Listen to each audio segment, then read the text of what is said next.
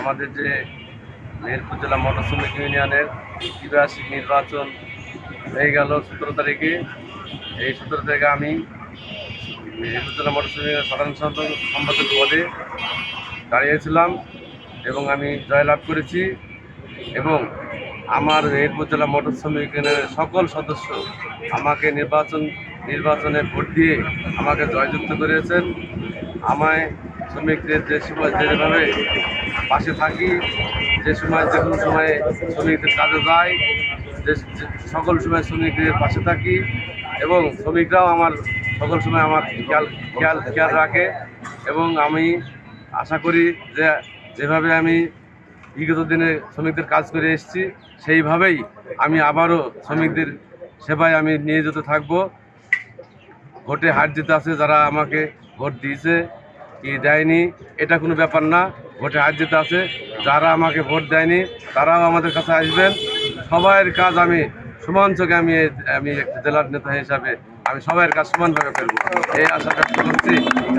আমরা বিগত সাধারণ সভায় আমরা শ্রমিকদের সামনে আমরা ওয়াদাবদ্ধ হয়েছি যে শ্রমিকদের আমাদের শ্রমিক ভবন যেটা মানে শ্রমিক ইউনিয়নের যেটা অফিস আছে, এই অফিসটা আমরা খুব দ্রুতই জাতীয় নির্বাচন হয়ে গেলেই আমরা আমরা অফিস কক্ষটা ভেঙে ফেলে আমরা 7 তলার একটা ফাউন্ডেশন দেবো এবং অন্তত নিচে আন্ডারগ্রাউন্ড ও 2 তলার পর্যন্ত অন্তত গেটে কমপ্লিট হওয়ার একটা আশা আমাদের আছে।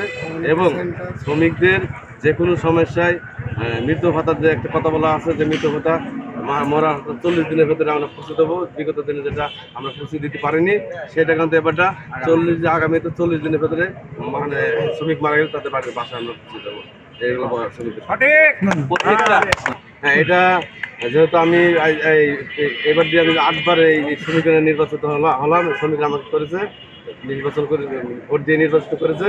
যেহেতু আমি সকল সময় শ্রমিকরা একটা কথা আছে না, যেখানে রাখবেন সেখানে পাবেন, ডাব মার্কে ভোট দেবেন, এই যে স্লোগানটা ছিল একটাই কারণে আমাকে শ্রমিকরা যে কোনো কাজে ডাকে, সব কাজে আমি সেই প্রেজেন্ট হই এবং শ্রমিকরা সেই ওই জন্যই আমাকে এত সুন্দরভাবে বারবার আমাকে নির্বাচিত করে।